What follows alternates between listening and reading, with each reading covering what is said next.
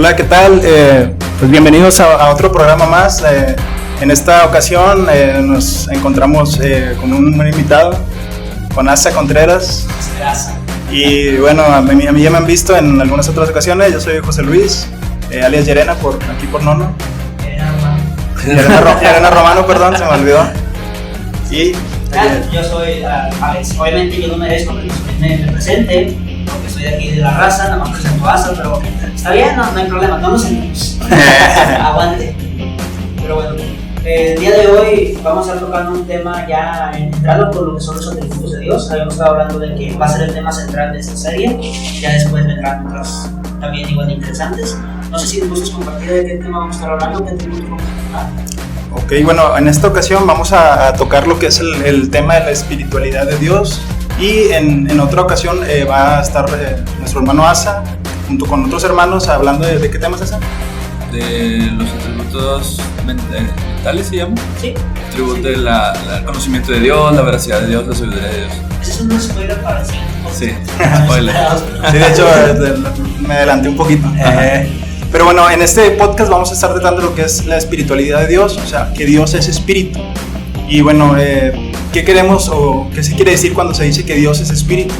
No sé si gustas empezar. Sí, bueno, nada más para antes de comenzar, estoy seguro que muchos de los hermanos conocen lo que son los atributos de Dios, saben a qué nos estamos refiriendo. Sin embargo, para evitar que alguien entre al tema sin tener claro de qué vamos a estar hablando, me gustaría que empezáramos hablando de qué es un atributo. Más que nada porque hay gente que tiene una mala idea de lo que es un atributo, hay gente que piensa que son estados, por así decirlo, de Dios, o sea, donde Dios es un todo y simplemente cambia de forma en que se presenta. Prácticamente estamos hablando como si fuera un todo absoluto, no haciendo distinción entre los atributos de Dios. Y también hay gente que incluso piensa que los atributos de Dios son cosas que Dios puede ir tomando o dejando. En sí, por eso argumentan, puedo escuchar algunos que argumentan de que por eso en ciertos momentos de la escritura podemos ver a un Dios de ira y en otros momentos a un Dios de misericordia. Hacen principalmente la distinción, ya saben, de que entre el antiguo pacto y el nuevo pacto. Dicen, bueno, estos atributos Dios los va dejando, va como que mudando, va cambiando. Sin embargo, no estamos hablando de un atributo como algo que pueda dejarse o ser parte de aparte de la esencia, sino que cuando hablamos de un atributo, realmente nos referimos a, se podría decir, una parte esencial del ser que lo posee. Estaba leyendo se podría decir, analogía que yo creo que da algo de luz, hablando sobre lo que no era un atributo de Adán. Él decía que la inocencia no era un atributo de Adán, pues esa tenía la capacidad de perderlo. Sin embargo, el conocimiento, no hablando de un conocimiento eterno e infinito como el de Dios, sino simplemente como la capacidad de conocer, por así decirlo, el intelecto, pues es un atributo del hombre, o sea, es algo esencial del hombre que sin él dejaría de serlo. Entonces, cuando hablamos de un atributo, estamos hablando de algo esencial, que en este caso, hablando de los atributos de Dios, para el ser divino. ¿Ok? También los atributos son normalmente llamados perfecciones. No sé si quieres compartir un poco de por qué son llamados perfecciones. Bueno, pues porque hablamos de un Dios que es perfecto, ¿no? Y cuando hablamos de algo que compone la esencia, no compone porque no son composiciones, sino que algo que está en la esencia de Dios mismo, hablamos de algo que es parte de su perfección, por lo tanto es su perfección, ¿no? Es una de las perfecciones. Cuando hablamos, por ejemplo, del amor, se dice, el amor es aquella perfección que hay en Dios que lo impele a comunicarse con sus criaturas, etc. Entonces, siempre que nos referimos a algo que está en la esencia de Dios, nos referimos a una perfección. Sencillito, facilito. Excelente. ¿Me permites? Claro que sí. Ok, el primer punto que vamos a tocar va a ser sobre la espiritualidad de Dios. Para empezar, me gustaría comentar de que el hecho de que Jesús diga que Dios es espíritu no lo hace completamente semejante al hombre, porque de algo que estamos seguros, o bueno, que todos en el cristianismo, que yo sepa, compartimos, es de que el hombre es compuesto. Tiene una parte carnal o material, pues, que es la carne, y tiene una parte espiritual, la cual es el espíritu o alma, siendo los dos una misma cosa. Hay gente que opina que hay una diferencia entre el espíritu y el alma, pero esto tal vez lo podríamos dejar para una cápsula en algún futuro. Cuando hablen de antropología. Ándale, estaría muy bien. Asa va a estar invitado por andar dando ideas. Ok, Pero no solamente diferencia de esto, en el hecho de que, bueno, el hombre es compuesto y Dios es puro espíritu, sino que la diferencia es aún mayor, porque en este caso también tendríamos a otros tipos de seres, como los ángeles, que no son materiales. Al final de cuentas, los ángeles son seres espirituales. Sin embargo, esto no quiere decir, o no te debería de orillar a pensar que vienen siendo de la misma categoría o esencia de Dios. Si mal no recuerdo, o tal vez no lo hice con esas palabras exactas, pero tanto la Confesión de Westminster como la Bautista hablan del Espíritu de Dios como un espíritu puro, si mal no recuerdo. Purísimo, sí. Es purísimo, y es algo que prácticamente trasciende todo lo material, justamente porque esto material, hablando del universo entero, viene siendo creado, por así decirlo, a partir de aquella esencia pura y material, que es Dios, ¿ok? En eso estamos de acuerdo. No sé si quieres comentar algo más, Yerena Guasa. Sí, bueno, pues es cierto en el sentido de que nosotros, como Dios es espíritu, bueno, nosotros no, como ya lo habíamos hablado en los otros podcasts, o sea, no podemos, nuestros sentidos tampoco pueden llegar a contemplar la plenitud de Dios, porque Dios es espíritu, no es como que nosotros nos imaginemos que, bueno, es que Dios tiene cierta forma determinada, o Dios tiene un color, o Dios es como, no sé, se asemeja a una nube o algo así, que bueno, eso ahorita lo vamos a tocar sí, porque ha habido momentos a lo largo de la historia donde Dios se ha manifestado de ciertas maneras, incluso, sí, visiblemente, incluso como que nube o columna de fuego, incluso en forma de hombre, tanto en la encarnación como previo a la encarnación. Entonces son temas, pero ahorita los tocamos un poquito más adelante. ¿Tenías algo que comentar? Sí, yo nada más, cuando hablamos de Dios como un espíritu, decía Alex ahorita, no hablamos en el sentido del espíritu del hombre. ¿Por qué? Porque nuestro espíritu está contenido en nuestro cuerpo. Entonces podríamos hablar que nuestro espíritu tiene una presencia en el espacio-tiempo, dentro de nuestra materia. Si mi espíritu no estuviera en mi cuerpo ahorita, yo no tendría vida. Lo dice Santiago, ¿verdad? Así como el cuerpo sin espíritu está muerto, la fe sin obras está muerta. Hace la comparación del cuerpo y el espíritu unidos, que es lo que crea la vida en el ser humano. Por eso la vida humana, por cierto, tiene cierta dignidad mayor a la de todo otro ser vivo. En ese sentido no hablamos de Dios como que, pues Dios está en todas partes al mismo tiempo. Realmente no es así como funciona, que es otro tema, ¿verdad? La omnipresencia de Dios. Pero siendo Dios un espíritu, es un Dios que lo llena todo, lo abarca todo. Sí, realmente nosotros podemos hablar de que nosotros estamos en Dios. Que pues, obviamente es problemática la semántica. Comentaba que él estaba dentro de nosotros, por arriba, abajo de nosotros. Hay un cantito, hay un corito de niños también. Sí. Pero sí, no, nosotros creemos que Dios es trascendente a todas las cosas, inmanente a toda su creación. Realmente nosotros, dice Pablo citando a los poetas griegos, ¿no? Hechos. ¿Cómo dicen? Porque Dios no es semejante a... Porque en él habitamos y nos movemos, no sé cómo es. En él somos. Sí, en él somos. Ajá. No sé. Bueno, eso dice Pablo. Me vino a la mente ahorita. Pero sí, en realidad, hablamos de la espiritualidad de Dios como algo muy superior, muy por encima de nuestra comprensión humana de lo que es un espíritu, que es una cuestión metafísica, ¿verdad? Pero Dios hablamos en una potencia superior a la que nosotros podríamos entender y comprender. Que aparte de cualquier cosa, el espíritu sigue siendo bastante misterioso para el ser humano, como quiera. O sea, nosotros no podríamos comprender las cuestiones espirituales, sobre todo porque la ciencia moderna se ha despegado mucho de la metafísica. Ha adoptado una metafísica naturalista, ¿no? Todo se puede explicar en base a lo natural, en base a lo empírico. Esa área de estudio ha quedado limitada. Así es, exactamente, y desechada por la mayoría de las ciencias experimentales, lo cual pues deja al hombre con una muy pequeña comprensión de lo que es el espíritu dentro del hombre, y pues por lo tanto aleja mucho al hombre de la posibilidad de entender el espíritu divino, ¿verdad? Todavía más de lo que ya estábamos limitados. Okay. Y lo de metafísica, no sé, tal vez hay algunas personas que no hayan escuchado el término y se les vaya a hacer raro. Más o menos, ¿qué consiste la metafísica? La metafísica viene de dos términos griegos que son meta, que es más allá. Alcanzaron. Meta, que es más allá. Alcanzar tus sueños, papi. Y física, que es lo físico, ¿verdad? Entonces la metafísica es aquello que está más allá de lo físico, ¿sí? Lo que está más arriba de lo que podemos ver, sentir, oler, probar. O sea, de los sentidos. Sí. Eso es lo metafísico. Sí, porque bueno, yo antes tenía un entendimiento de que metafísica era como algo como esotérico. Sí, esa comprensión equivocada. Yo llegué a leer libros de metafísica y eran bien raros, vato. O sea, me acuerdo mucho de un ejemplo que ponía de que no, tú cuando salgas de tu casa y vayas al supermercado, tú vete repitiendo en la mente que vas a encontrar el primer lugar, el lugar que está más cerca del el lugar que está más cerca de la entrada, el lugar del estacionamiento, y luego te repitiendo, vas a llegar y va a estar libre para ti porque tú a través de la metafísica hiciste que el universo, sí, mucho rollo, y yo sé como que dije, yo ahora cuestioné porque dije, ¿y qué pasa si dos personas hacen lo mismo? Exactamente. Se va a dividir el universo en dos, va a haber un nivel de la realidad, o sea, no, realmente o va a haber dos exactamente con la misma distancia. Ajá. La metafísica es una de las ramas de estudio de la filosofía. Así nosotros podemos limitar la definición a esas parafernalias esotéricas, ocultistas, basura. Sí. Tiré ese libro, por cierto. Y lo peor es que pues, en ocasiones también algunas iglesias infiltran todo eso. Sí, pues sí.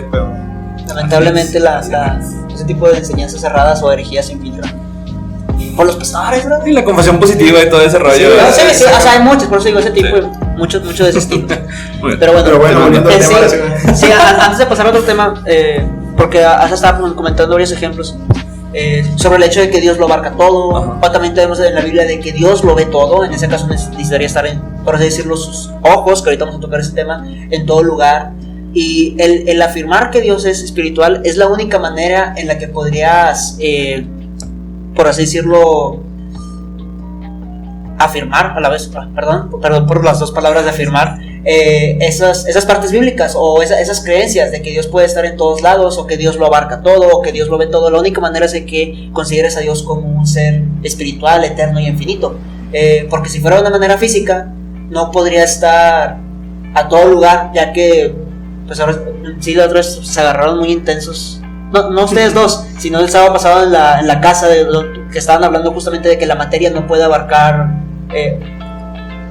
dos personas no pueden abarcar el mismo lugar, o sea, dos cosas materiales no pueden abarcar el mismo lugar en el mismo tiempo. La propiedad de los cuerpos, sí. Sí, exactamente. Entonces, si alguien quiere como que defender el hecho de que Dios está compuesto por algo material, no podría afirmar esas verdades bíblicas. Así es. Ya que no podríamos estar aquí si Él lo abarca todo, ¿verdad? Pero, bueno, eso ya es otro tema. Chécate que está en otro plano, un plano espiritual, que se rodea a esto. Pero bueno, que es otro tema. Pero sí, bueno. Y bueno, pero ¿qué pasa entonces cuando nosotros vemos en la Biblia? Es como que la confusión, cuando nosotros vemos en la Biblia el hecho de que, por ejemplo, Dios está sentado en su trono.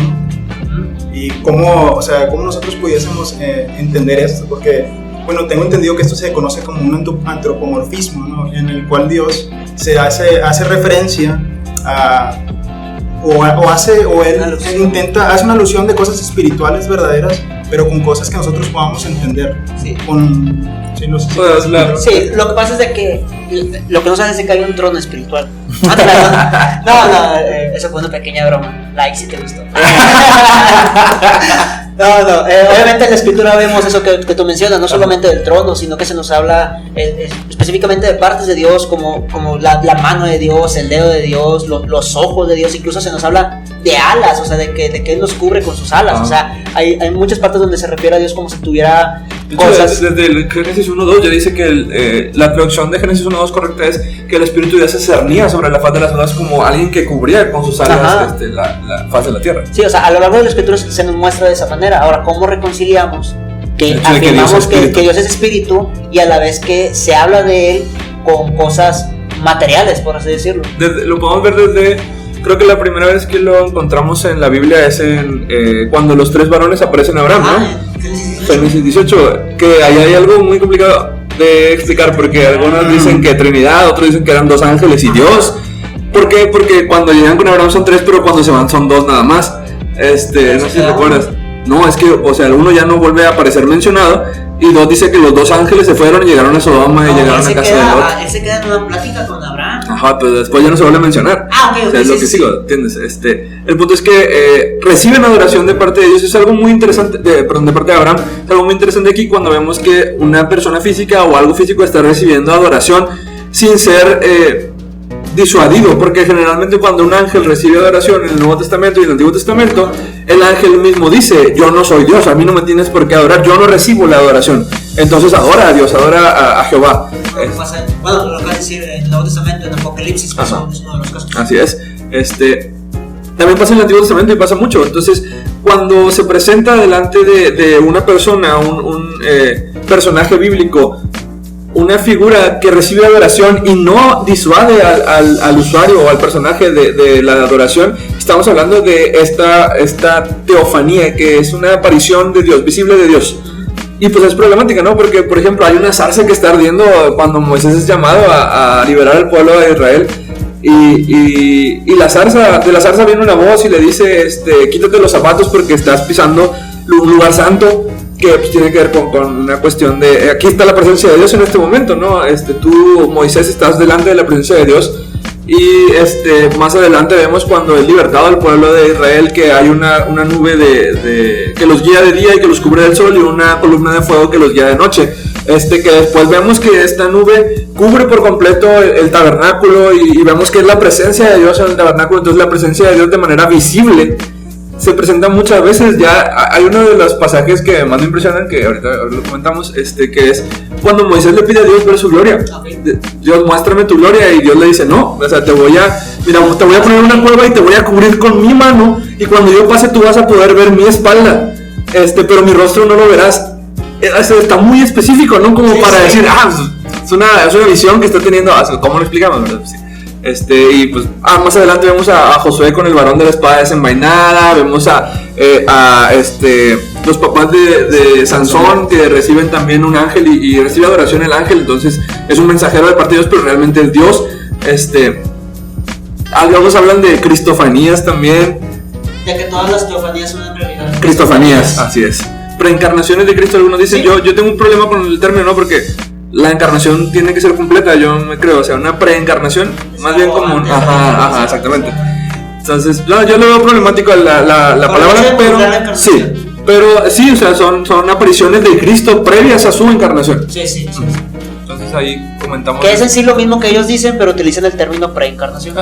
Sí, o sea, que en sí no genera problemática en caso de que haya sido Cristo o haya sido el Espíritu Santo, bueno, el Hijo, el Espíritu Santo o el Padre.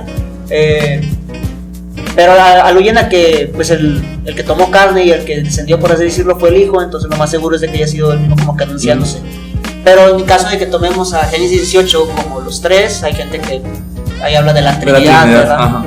Pero no me guío tanto. No, bueno, es que más que todo porque ese pasaje justamente después de que los tres varones hablan con Abraham, dos se van y anuncian a Lot que Sodoma y Gomorra serán destruidas. Y entonces incluso ahí los hombres quieren tener relaciones sexuales con ellos y todo. Entonces vemos que hay dos ángeles que sí son ángeles. Ellos no reciben adoración de Lot y ellos están presentes más tiempo en la tierra, ¿no? Sería la cristofanía, la teofanía más larga que veríamos en duración. De vacaciones y sí. todo. Estuvo largo. Pero bueno, entonces esto genera un problema, o sea, con la enseñanza de que Dios es espíritu, porque hay ramas en las que no tienen problema con decir que Dios de cierta manera tiene materia. Una de ellas son los mormones, ya que los mormones en sí afirman que así como nosotros somos, Dios alguna vez fue, y así como Dios es, nosotros podemos llegar a ser, no que es seguro, pero que podemos llegar a serlo.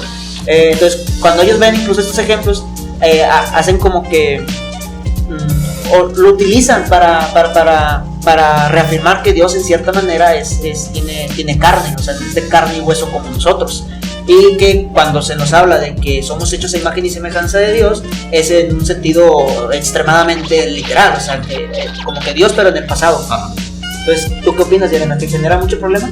Sí, claro, pues conforme a todo el mensaje bíblico, eso sería una tremenda herejía, diría yo.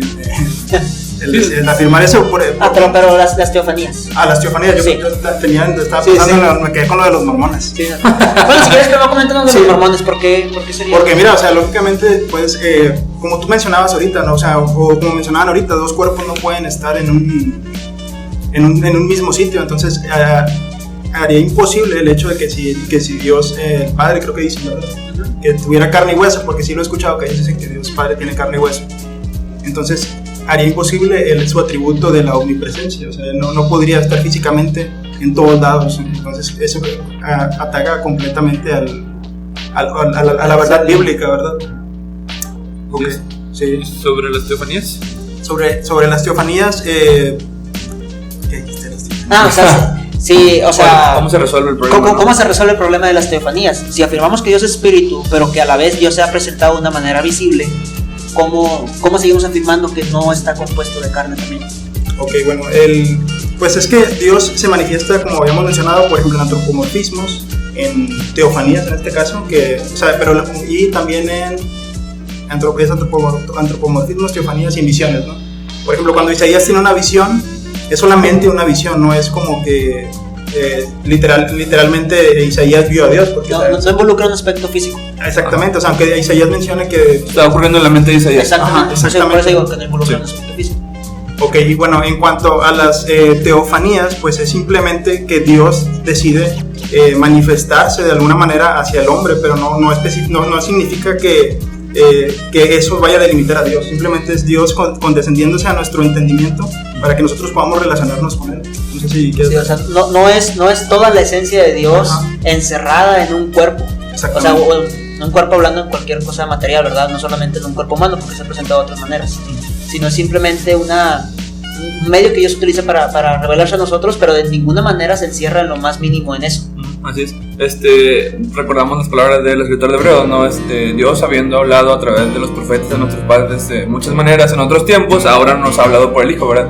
Por eso podemos decir, ya no se ven teofanías, porque ahorita ya Dios no incendia una zarza y me habla a través de la zarza. Bueno, pues ¿por qué? Porque Dios ya me habló a través del Hijo, que la palabra del Hijo está contenida en la Biblia, ¿verdad? Que hay una revelación perfecta para conocer a Dios de una manera especial. Así es, y lo otro que voy a decir es que cuando hace rato Yanena dijo que todo lo que nosotros entendemos de Dios, o sea, más bien que no podemos llegar jamás a comprender a Dios, y esto es importante en las teofanías, o en los antropomorfismos, porque la única manera en que el hombre puede entender algo acerca de Dios es si Dios se rebaja a la mentalidad a la altura de la mente del hombre, y de esta manera nosotros podemos entender, se le conocen como antropomorfismos, formas de hombre, antropopatismos, que son como emociones humanas, visiones, serias cosas que podemos comparar. De hecho, cuando los hombres ven cosas indescriptibles, batallan mucho para describirlas. Lo podemos ver, por ejemplo, en la visión de Ezequiel. El primer capítulo de Ezequiel, donde habla de unas ruedas que estaban en el cielo y que se movían, y algunos dicen que son aliens y todas esas tonterías, pero realmente es que la visión de Ezequiel fue demasiado elevada como para él realmente plasmarla de manera explícita. Entonces él hace una alusión a cosas que conoce. De esta manera es la que Dios se revela a nosotros, y de que nosotros podemos entender a Dios. Sí, es la única manera, rebajándose a nosotros. Así es. No en el sentido de su esencia, sino en la medio de revelación que utilizó. No es en el sentido de que Dios se rebaja como sea, nada más en la forma en cómo nos lo muestra. Y también la forma en cómo los profetas y los apóstoles nos lo describen también son limitadas. O sea, es el mismo tema, son limitadas, no pueden hablar completamente de lo que es el ser divino. No recuerdo de qué autor lo leí, pero que prácticamente decía que el hombre lo que hace es balbucear acerca de lo que Dios es. O sea, no puede dar una descripción, por así decirlo, fiable que abarque todo el esplendor del ser divino. Y si pudiera, realmente esto no sería Dios, ¿verdad? Lo que exactamente, porque ya dejaría de ser trascendente a la mente humana. Exactamente. Muy bien. Entonces estamos de acuerdo que los antropomorfismos, sí estamos hablando de eso, ¿no? Sí, las teofanías son simplemente medios que Dios utiliza para revelarse al hombre, pero sin vaciar su esencia en un ente material, por así decirlo, en un objeto material. Fíjate, algo curioso, nada más porque me acordé. Recuerdo una vez que escuché a alguien que para dar respuesta a esto, no respuesta a este punto específico, pero respuesta a que, entonces si Dios se presenta, el trono queda vacío. Y recuerdo que su respuesta fue, no, porque hay una Trinidad. Entonces, el trono nunca queda vacío porque son tres. Entonces, si Dios fue el que se presentó en el Antiguo Testamento, Dios Padre, como quiera está el Espíritu Santo y el Hijo, ¿verdad? O cuando el Hijo descendió, como quiera arriba estaba el Espíritu Santo y Dios. Y yo así como... En el momento no lo entendí, pero ahorita me estoy acordando de eso. No lo entendí en el sentido de que como que no vi el error, ¿verdad? Ajá. Pero prácticamente está como que vaciando toda la esencia de una persona de la Trinidad al objeto, al momento de decir que su respaldo sea que como quiera hay otros dos. La pregunta sería, ¿qué pasaría si los tres, en cierto... Un ejemplo, si en este caso de Génesis 18 realmente se haya sido la Trinidad, o sea, ahí sí que pasaría, ¿verdad? Pero nada, me acordé de lo que era. O el caso del unitarismo que dice que Jesús mismo es Dios y bajó a la tierra, entonces el trono, pues ¿qué para el trono? Sí, pero o sea, sabemos que no aplica. Herejía. Dilo como Blasphemy. Blasphemy. ¿Cuál era? Ahora sí. Bueno, perdón. Entonces aquí que no representa un problema, pero que podría presentarse como entonces, ¿qué onda? El hecho de la encarnación del verbo, porque nosotros afirmamos que Dios mismo se hizo hombre, o sea, Él tomó forma humana. Entonces, el que haya tomado forma humana, ¿qué opinan ustedes? ¿Limitaría lo que hemos hablado también de lo de la espiritualidad de Dios? ¿En algún momento Dios por hacerse carne dejó de ser un ser espiritual? No, es que hay que entender que cuando hablamos de la persona del Hijo, no estamos hablando que dejó de ser, dejó una parte de su espíritu y en ese hueco metió la parte humana, por así decirlo. O sea que ahora Dios es dos partes Dios y una parte hombre. Una parte híbrido de entre hombre y Dios. O sea, un ejemplo, hablando específicamente en cuestión de la persona de Cristo, un ejemplo que Él se quitó parte de Dios para en esa parte, en ese hueco meter la humanidad y ahora ya puede ser los dos. No, o sea, Él, su esencia divina, su naturaleza nunca se rebajó y nunca cambió. O sea, Él siguió siendo verdaderamente Dios en cierto sentido. En otro sentido enteramente, hablando de que al final de cuentas la totalidad de su divinidad viene siendo la misma que la del Espíritu Santo y la del Padre. Okay, en ese sentido podemos decir que totalmente. En el sentido de su ser compuesto es verdaderamente, ¿verdad? Por el hecho de que si están dos compuestos, por así decirlo, no podemos hablar de un absoluto, de una parte.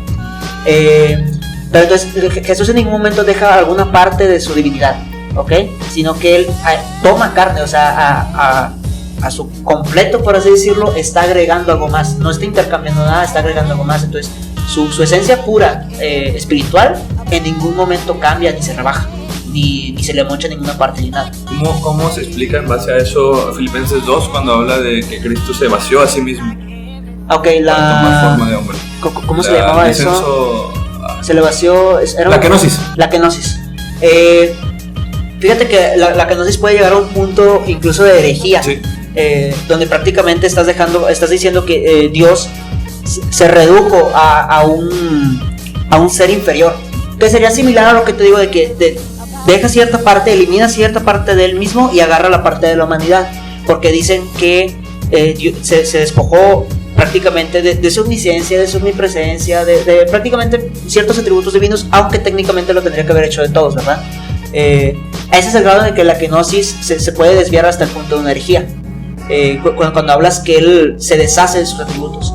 En cambio hay otros que se guían más o se inclinan más al hecho de una, tal vez es raro llamarlo, pero una inhibición.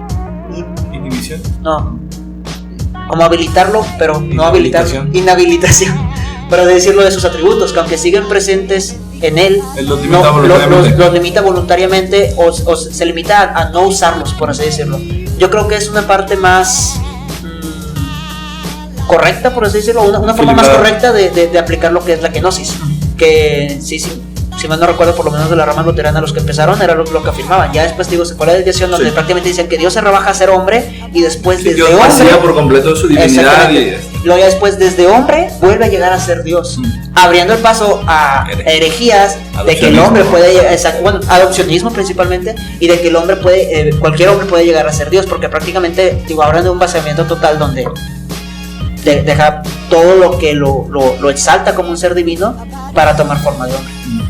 Sí, de hecho, estaba escuchando ahorita una prédica y el predicador mencionaba que le estaba citando a otro autor, no recuerdo, pero él decía que cuando María cargaba a Jesús, dice, el mismo Jesús sostenía a María para que pudiese cargar a Jesús mismo, haciendo referencia a su divinidad y a su encarnación humana, y en el que en Hebreos dice que él sostiene todas las cosas. Sí, al final de cuentas, la persona del Hijo, de la Trinidad, o sea, como lo mencionamos, en ningún momento dejó de estar como que en un plano espiritual. O sea, como lo que mencionamos ahorita de que entonces bajó uno y ya se quedaron dos. No, o sea, realmente Jesús en el momento de que estuvo en la tierra también se podría decir que estuvo en el cielo. O sea, que otra vez ya estamos entrando en terrenos bastante inconcebibles para la mentalidad humana, ¿verdad? Sí, desde el hecho de decir que tiene dos naturalezas unidas, lo podemos entender de esta manera, pero ¿cómo lo explicamos? ¿Realmente nuestra mente alcanza a comprender cómo es tener dos naturalezas unidas? Pues ya es bastante problemático para la baja comprensión que tenemos como seres creados, ¿verdad? Como seres finitos.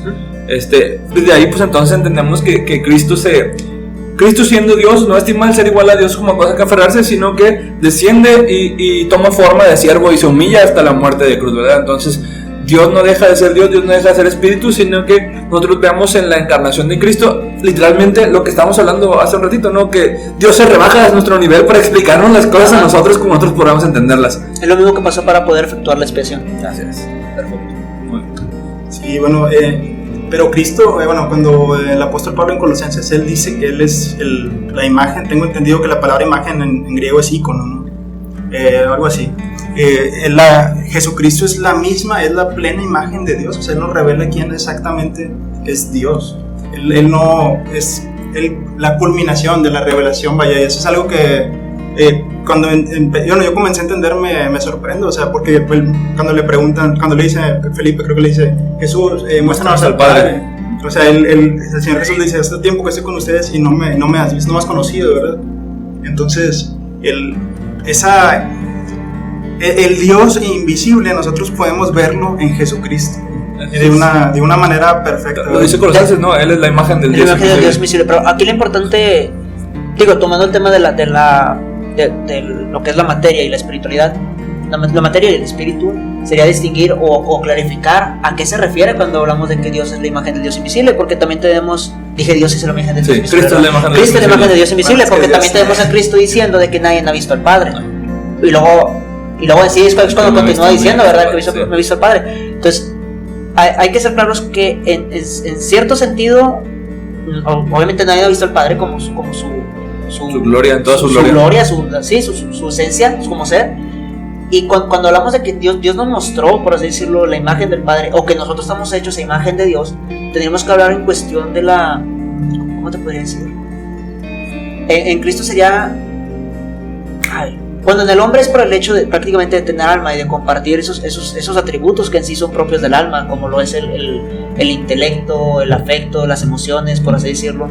Y de cierta manera tendremos que ver lo mismo en Jesús, no hablando de que Jesús nos mostró cómo es Dios en todo sentido, como si fuera en un sentido también físico, porque ya estaríamos involucrando la materia, sino se podría decir más que nada como que en su forma de ser. Tal vez no son las palabras más correctas, pero tenemos que clarificar. Como el carácter moral, más o menos. Exactamente, como en el carácter moral. Ajá, exactamente.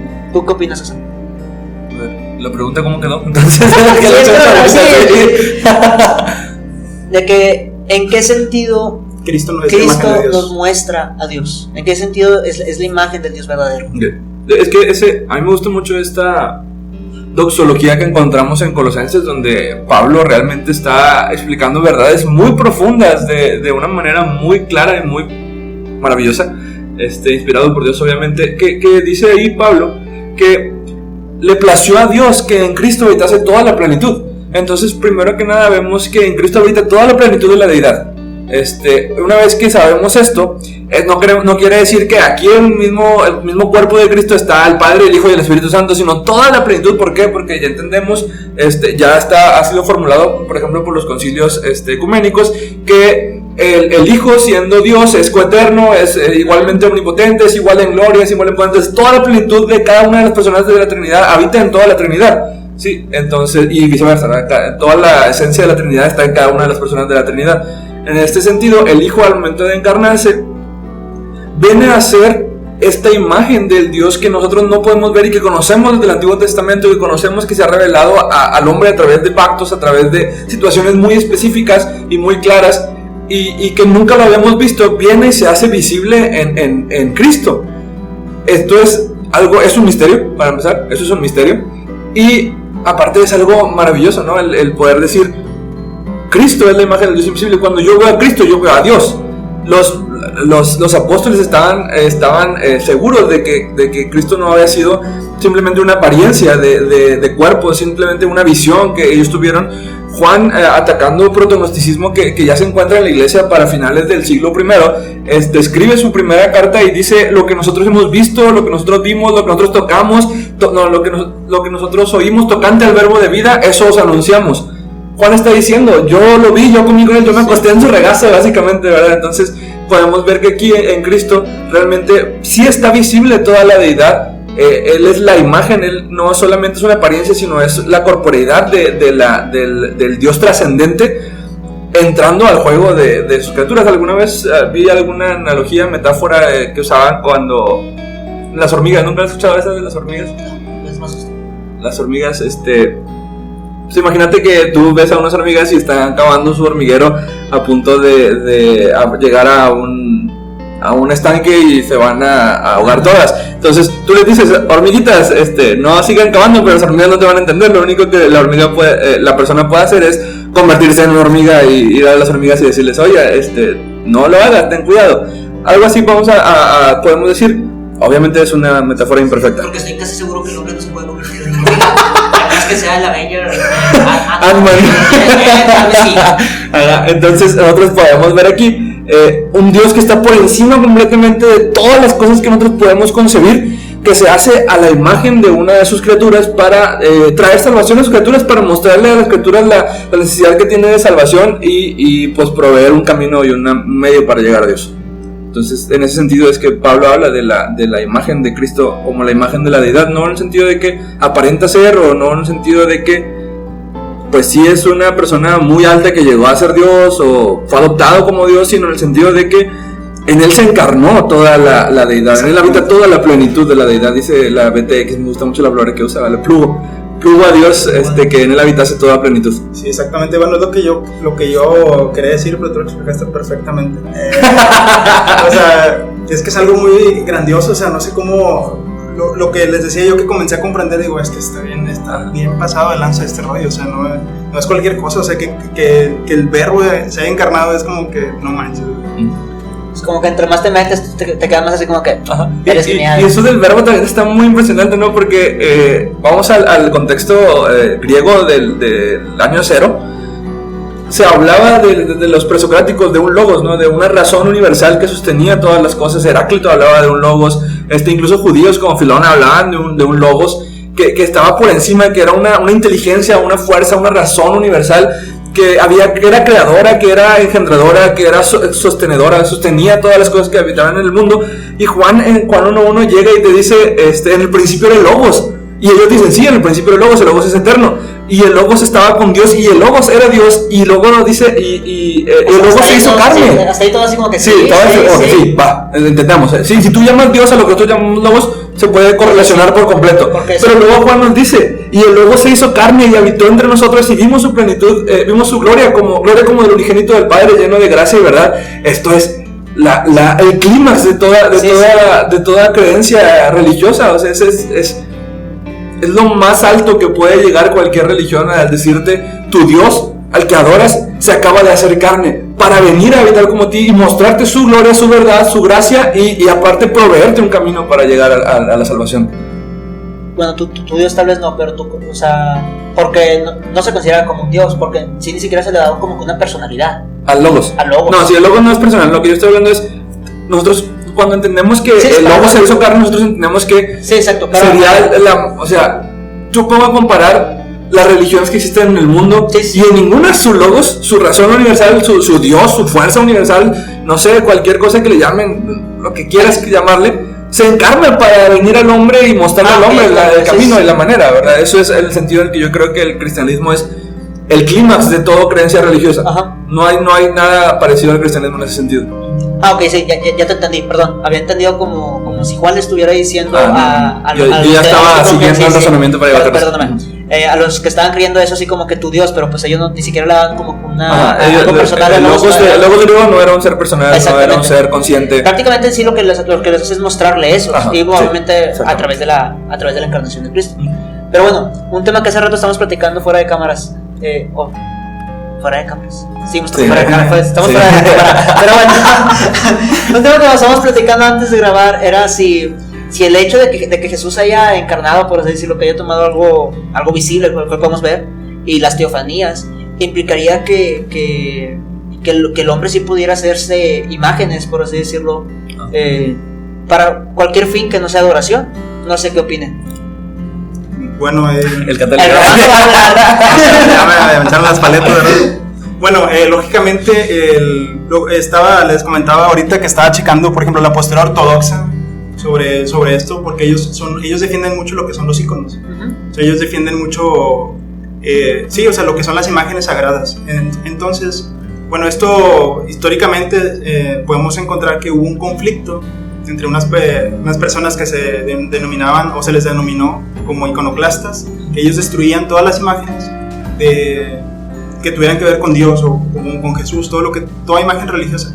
Se dice que fue un poquito por allá por parte de Oriente, en el Imperio Bizantino, por el hecho de que también fueron influenciados un poco por el Islam, porque el Islam, mencionan ellos que el Islam es icónico, ¿no? O sea, ellos completamente no puede haber nada, ninguna imagen o ninguna estatua en un templo musulmán, ¿no? De hecho, eso fue muy, muy feo porque en aquellas grandes conquistas musulmanas llegaban a una cultura y lo primero que hacían era destruir todo monumento sagrado que había, lo cual ahora desconocemos muchas de las cosas que la iglesia primitiva o que las culturas circundantes a la región musulmana creían o tenían, o algunos palacios arquitectónicos o maravillas religiosas que eran esculturas, pinturas, existían. ¿Por qué? Porque los musulmanes destruyeron todo, no querían nada de eso y pues rompían todo, quemaban todo y después implantaban su creencia en el pueblo. Sí, de hecho también se dice que se perdieron muchos iconos de la iglesia temprana, o sea, porque desde la iglesia temprana se ve lo que es la iconografía. Como mencionabas al principio, ¿no? Como la cultura griega, ellos no tenían problema con representar por ejemplo, ya en el lado cristiano pues se representaban e incluso se siguen representando en la iglesia ortodoxa muchas imágenes relativas al evangelio, ¿no? O sea, por ejemplo, la resurrección, también se pueden representar la ascensión, todos los conceptos evangélicos o del evangelio son representados por medio de imágenes. Pero bueno, ellos, pues ahí está, hay un conflicto, ¿no? Porque el por ejemplo, el Agnus Dei. ¿Qué va a ser? Lo vamos a poner en imagen para que miren el fondo de pantalla de eso. Pero bueno, lógicamente, como hemos mencionado, estas imágenes tampoco jamás van a poder atrapar lo que es la espiritualidad de Dios o la plenitud de Dios. Sí, bueno, en sí los que se presentan en contra de este tipo de actos, uno de ellos, por mencionar, es Calvino. Es justamente eso, de que dicen de que una imagen o una escultura o cualquier cosa que el hombre pueda crear o que pueda representar a través de lo material, jamás va a reflejar en lo más mínimo lo que es la esencia divina, por lo cual no se tendría que hacer, ya que prácticamente lo considera como una blasfemia, una ofensa al querer encerrar, por así decirlo, o representar a un ser trascendental en algo, y obviamente sin límites, sin de espacio ni de tiempo, quererlo encerrar en una escultura, en algo material finito. O sea, es prácticamente por lo que se presentan en contra. Ahora, no sé, ¿qué vas a comentar? Pues sí, es que esto parte desde la concepción judía, ¿no? Nosotros encontramos en el primer mandamiento, no te harás imagen ni ninguna semejanza de la cosa que esté arriba en el cielo, abajo en la tierra o debajo de la tierra, y no te inclinarás a ellas ni las adorarás. Entonces, los judíos a lo largo de su historia nunca desarrollaron tal cosa como la escultura o la pintura. Ellos usaban la poesía, ¿verdad? Ellos eran poetas, los judíos. Vemos al rey David, por ejemplo, describirnos a través de las palabras, que el varón justo es como un árbol que está en el cauce de un río, y nos lo pinta de una manera muy bonita con las palabras. Entonces, la manera en que los judíos utilizaban el arte era solamente el arte hablado, el arte poético. De ahí parte su comprensión de solamente podemos hablar acerca de Dios, no podemos representar a Dios de ninguna manera. Toda representación divina para ellos era una blasfemia y una ofensa al primer mandamiento. Para la iglesia naciente, que es una iglesia gentil, que es una iglesia griega, que es una iglesia latina, las figuras, las imágenes eran su pan diario, era el pan de cada día de ellos, ¿no? Ellos veían imágenes, hacían imágenes, conocían personas que se dedicaban a hacer imágenes. Entonces, cuando ellos obtienen estas creencias nuevas, ellos creen en Cristo a través del Evangelio. Lo que ellos empiezan a hacer ahora es contar las historias de Cristo, contar las historias del Evangelio, o representar a Cristo, representar alguna escena de los evangelios a través de imágenes, a través de figuras, a través de estatuas. Y lo vemos ya muy presente desde los primeros siglos, ¿no? No era algo raro, no era algo amoral en ellos, porque era una cuestión muy cultural.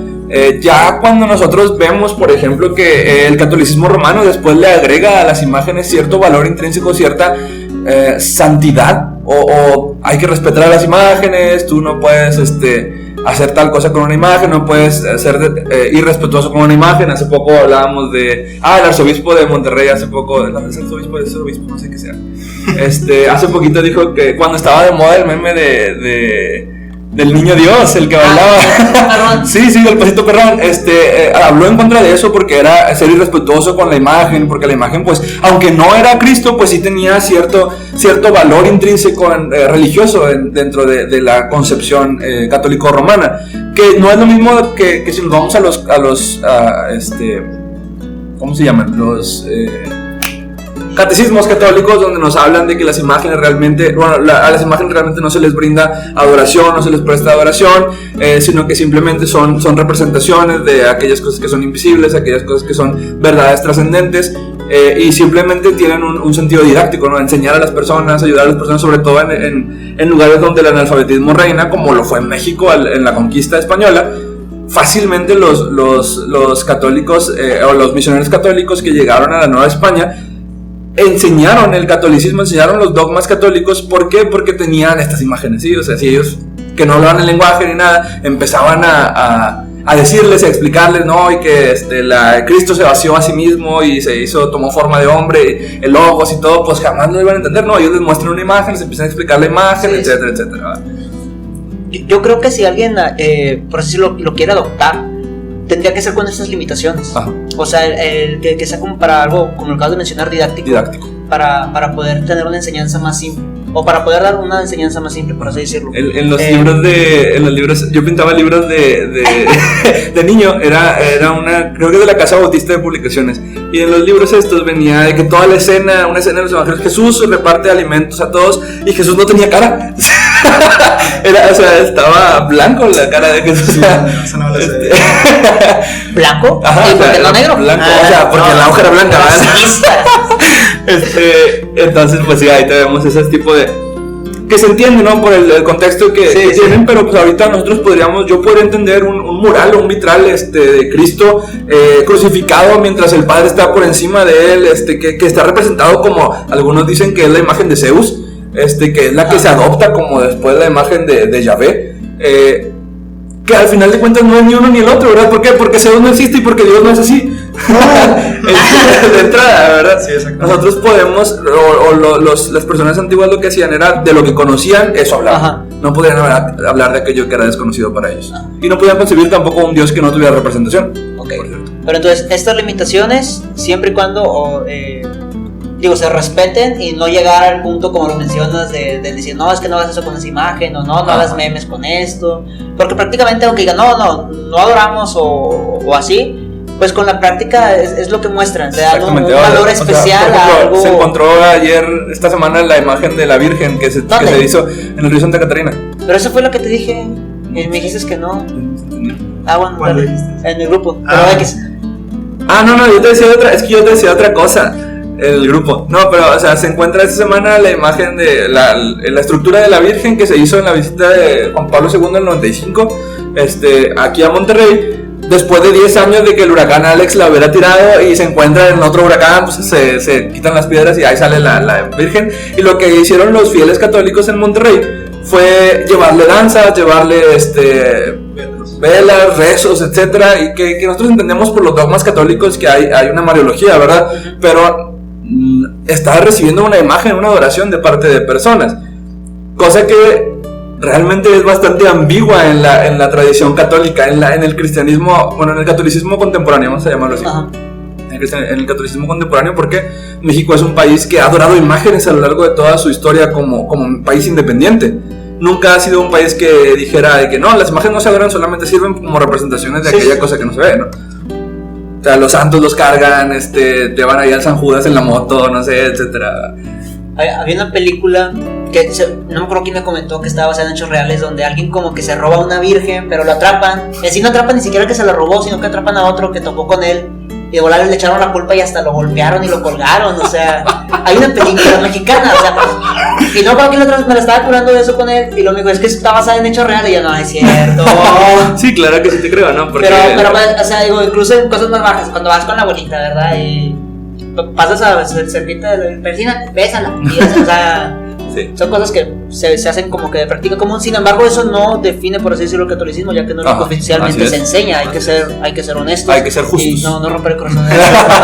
Sí, o sea, confesionalmente tanto los católicos ortodoxos como el catolicismo romano enseña claramente que la adoración a una imagen pues está equivocado, porque esa imagen no es Dios, tal cual. Ese es el punto, ¿no? Porque esto yo hablo de la ambigüedad que conlleva ahorita la práctica religiosa católico-romana contemporánea, en el sentido de que se ha perpetuado a lo largo del tiempo, sobre todo en las iglesias de pueblo, ¿no? En los curas de pueblo, pues ellos adoraban imágenes, y aun cuando se les tenía que haber dado una formación religiosa formal, pues muchas veces no existía porque nadie quería ser cura del pueblo, porque no sé, habían matado al anterior, etcétera. Pero en un país convulsionado, ¿no? Que sí perpetuó mucho la adoración a las imágenes, y que sigue siendo parte del día a día del catolicismo romano en México. Que México es un país mayoritariamente católico, aun cuando tenemos mucho ateísmo que se está viendo en los últimos tiempos. Intrínsecamente el catolicismo está implantado en la cultura mexicana. Sí, entonces de ahí partimos para hablar de la Virgencita. Hace un poquito escuchaba un podcast de unas personas que no son nada, y ellos dicen, es que me encontré una imagen en un libro y pues no la puedo tirar porque pues pobre, la imagen ahí estaba, entonces ¿cómo la tiro? No se le puede hacer eso a la imagen. Y ellos no son creyentes, no son confesantes ni nada, entonces decimos, bueno, el catolicismo está ahí implantado esa idea más bien del catolicismo está implantada en la cultura, que ya nos digamos un poquito de la representación de Dios. Sí, o sea, tenemos aquí a los santos, y que hay muchos santos, y que en México se adoran a los santos, pero también se adoran imágenes de Cristo, se adoran imágenes de Dios que realmente no son Cristo y no son Dios. Entonces las imágenes sirven como un método didáctico, como un método de contar la historia del evangelio, de contar la historia de Cristo. Cuando Cristo está en la cruz, vemos a un hombre en la cruz que no es Cristo, que realmente no es Cristo, y que realmente lo más probable es que Cristo no se haya visto así, dado que era un judío de moreno, no era blanco y no tenía ojos azules. Está diciendo que no era blanco, era azul, cabello ondulado, transformado, exactamente, así no era Jesús. Jesús no hacía abdominales en 8 minutos todos los días, así de marcada. No, la verdad, nosotros entendemos que Jesús era un judío del primer siglo, que tenía ciertas facciones judías que no podríamos saber jamás cómo era, porque no existe tal cosa como fotografías. Hace poquito vi que alguien hizo una reconstrucción del rostro promedio de un judío en base a cráneos que se encontraron. Pues más o menos por ahí está la tirada, ¿no? Pero ni siquiera es esa, ni tampoco es la otra. Entonces, las representaciones, las imágenes son útiles para eso, pero no son dignas de adoración, y tenemos que disuadir a las personas de que presten adoración a imágenes de yeso, imágenes de papel, no sé, de lo que sea, que distorsionan la imagen de Dios. Me parece perfecto. Bueno, ahora sí, ya para regresar con el tema, yo creo que algo de lo que es importante mencionar es en sí qué es el espíritu, porque hemos estado hablando de cosas como que el espíritu no lo podemos ver, las implicaciones de cómo Dios no puede ser espíritu por las afirmaciones bíblicas. ¿No puede ser el espíritu? ¿Cómo Dios no puede ser espíritu? Tal vez lo dije mal. Posiblemente yo lo dije mal, pero lo que iba de las implicaciones. El problema de las teofanías, o sea, ya lo mencionamos, el hecho sobre los ídolos, bueno, no los ídolos, las representaciones de Dios en una forma de yeso, de papel o de lo que sea. Pero ahora, ¿qué es el espíritu en sí? ¿Qué atributos tiene? ¿Qué nos diferenciamos? Porque la gente nomás dice, sí, somos un cuerpo, tenemos un espíritu, y no me acuerdo cómo involucran al alma, porque la mayoría son tricónomas, ¿es correcto? Tripartitos. No, tripartitos no. Tricotómicos. Eso mero, atómicos. Pero bueno, entonces, ¿qué es el alma en sí? ¿O qué propiedades tiene el alma? ¿Nos puedes contestar algo, Asa? No, pues está muy complicada, ¿no? Pero nosotros hablamos del alma como esta En el alma humana vamos a hablar, hablamos de esta esencia que Dios ha puesto en el hombre para que el hombre tenga vida, ¿sí? Para que el hombre se relacione con Dios, para que el hombre, o sea, tenga vida espiritual, ¿verdad? No nada más carnal o material. Sí, también hablamos de que esta creación de Dios es eterna, el alma es inmortal, el alma no va a ser, no se muere ni tampoco, como que se parte o algo así. Nosotros creemos que el alma pues está en el ser humano, la hace acercarse a Dios, la hace actuar de manera moral, aun cuando hablamos de muerte espiritual en aquellos que no son creyentes, los capacita para entender la moralidad, la ética que Dios ha implantado en el corazón de las personas, ¿verdad? Es la ley de Dios que está en el corazón del hombre, realmente no está tallada en nuestro corazón, porque nuestro corazón es solamente un músculo que bombea. Cuando la Biblia habla del corazón, habla de las emociones, habla de la mente, y por lo tanto todo esto está relacionado con el alma humana. Sí, exactamente. Exactamente, entonces el alma humana es aquello que en la Biblia se conoce como el corazón, como la mente, como el entendimiento, como la sabiduría del hombre. Aquí está el alma. Y es que prácticamente esa podría ser la definición en cuestión de qué propiedades tiene el alma. O sea, prácticamente nuestra parte espiritual es donde se encuentra el intelecto, las emociones, los sentimientos, los afectos. Esas son cosas que le pertenecen a la parte espiritual del hombre, no a la parte carnal. Así es. Entonces, cuando decimos que el hombre es alma y cuerpo, nosotros decimos el hombre fisiológicamente regula, tiene sistemas, tiene procesos, pero eso no es todo. Si nosotros no avanzamos eso, no habría diferencia entre nosotros y cualquier animal. En cambio, en el hombre habita, Dios sopló aliento de vida, por lo cual el hombre puede relacionarse de una manera interpersonal, el hombre puede pensar, el hombre puede tener una conciencia, se puede equivocar, se puede arrepentir, incluso puede cambiar, porque tenemos que el alma del hombre es mutable, pero no es